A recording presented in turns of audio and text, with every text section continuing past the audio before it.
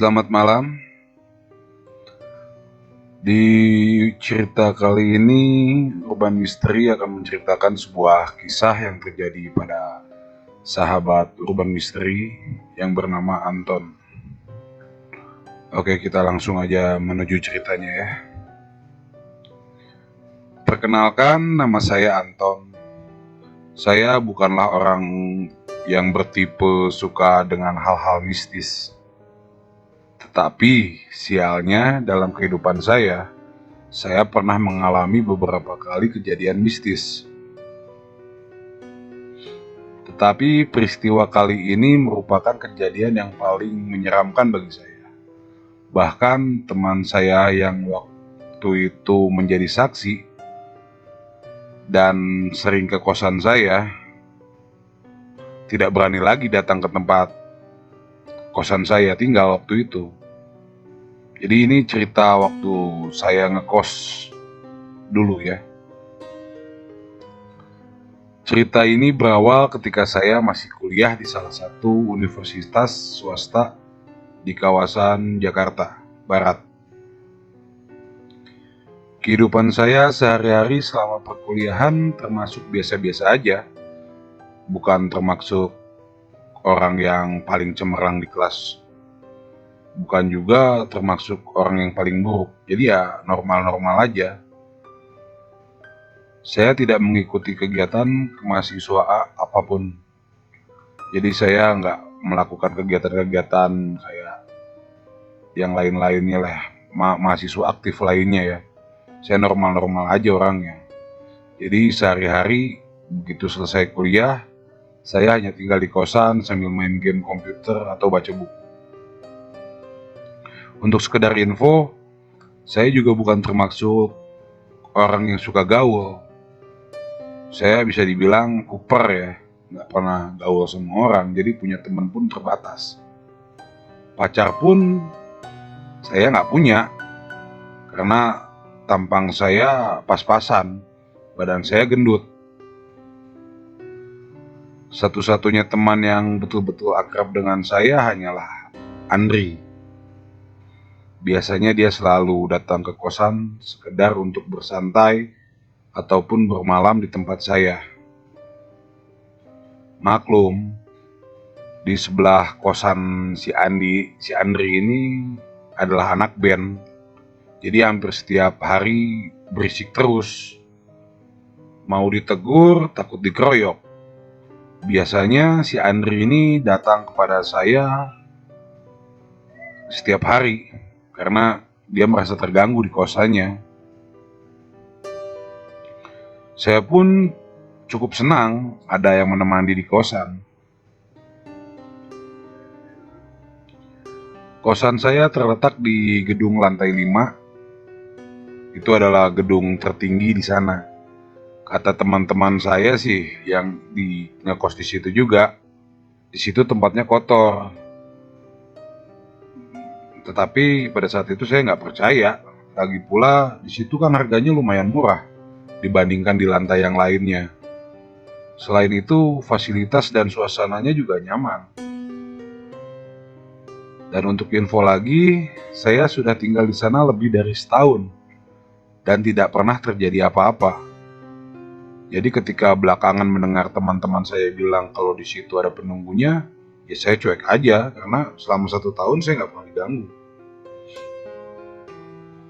Pada saat awal-awal saya tinggal di kamar kosan ini, Andri suka sekali komentar kalau dia sering lihat ada sosok bayangan di balik gorden kamar saya.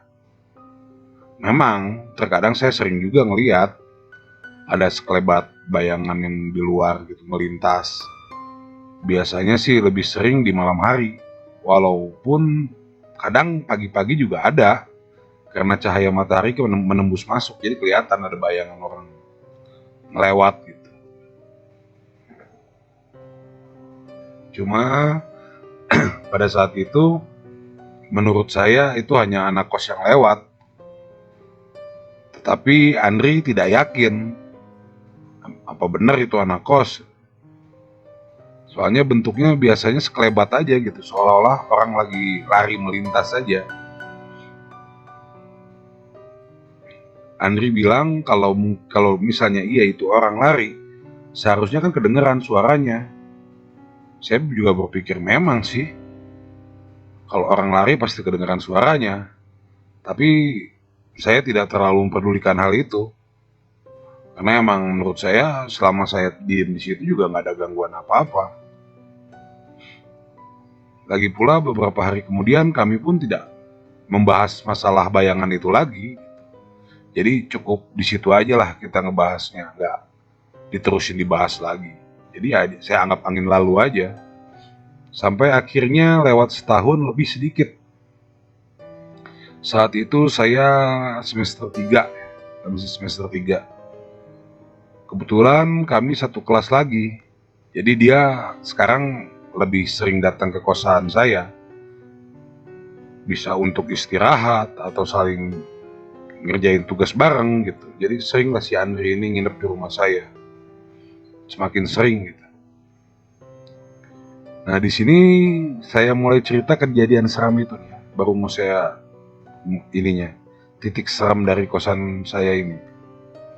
Pada waktu itu Andri juga ada di situ. Kebetulan dia lagi mau nginep juga. Kami tidak ada tugas pada waktu itu. Kebetulan besoknya tidak kuliah. Jadi kami hanya duduk-duduk nonton film dari laptop gitu. Waktu itu pukul 10 malam. Saya sangat ingat sekali malam itu. Entah kenapa speaker dari laptop saya keluar suara kesek kayak gitu. Padahal biasanya nggak seperti itu. Jadi saya coba sibuk otak-atik laptop dan speakernya. Andri pun bosan menunggu karena kan dia lagi mau nonton juga kan. Terus gara-gara speakernya rusak, jadi dia agak malas nunggu gitu. Dia coba untuk pergi keluar dulu, jadi untuk bermaksud untuk beli minuman dan snack buat nanti teman nonton film kita. Jadi dia izin ke saya kalau dia mau beli makanan sama minuman dulu untuk teman nonton nanti. Jadi ya saya izinkan lah dia untuk pergi. Nah, ini dengan masalah speaker lagi ya. Kalian tahu kan speaker yang sudah tua terkadang terdengar suara seperti hujan, gitu kan? Kira-kira seperti itulah suaranya ya. Dan kadang-kadang muncul juga suara gangguan seperti saya sedang menelan ludah, seperti suara orang berbisik, gitu kan? Speaker saya tidak pernah seaneh ini tadinya. Saya coba melihat laptop saya, apakah tidak sengaja membuka aplikasi apa gitu sehingga si speaker ini bisa bunyi kayak gini. Tapi saat saya cek hasilnya nihil, saya nggak lagi buka aplikasi apa-apa. Berarti ini murni gangguannya dari speaker. Suara bisikan ini semakin lama semakin keras. Tetapi anehnya suara bisikan ini semakin lama seperti semakin jelas. Walaupun tidak ada maknanya, suaranya itu terdengar seperti hish, hish, hish gitulah. Entah apalah pokoknya nggak jelas sih, tapi lama-kelamaan jelas. Penasaran saya mendekat telinga saya ke speaker. Karena saking penasarannya ya, jadi di kuping saya ini saya deketin ke speaker. Sekali lagi, mencoba dengar jelas apa yang sebenarnya speaker ini katakan, dan suara itu hish, hish, hisa gitu loh. Pokoknya ada suara-suara berdesis apa-apalah. Lalu tiba-tiba tuh ada suara jeritan kencang yang menusuk keluar dari speaker, dan di waktu yang sama pada saat itu lampu kamar saya tiba-tiba mati. Jadi tiba-tiba ada yang teriak gitu, kencang gitu kan suaranya. Dan seketika itu lampu kamar saya langsung mati. Untungnya matinya pun hanya sebentar, hanya dalam hitungan beberapa detik aja lampunya udah nyala lagi. Jadi posisi matinya kayak listrik yang nggak stabil gitu. Namun suara apa itu tadi tepat sebelum mati lampu, saya kurang tahu. Soalnya itu ada suara wanita menjerit dari suara speaker saya. Ketika saya lagi fokus, Menduga-duga apa itu, tiba-tiba mata saya tertuju ke jendela kamar saya. Saat saya lihat di jendela kamar saya terkejut sekali saat melihat ada sosok bayangan yang sedang berdiri di depan kamar saya.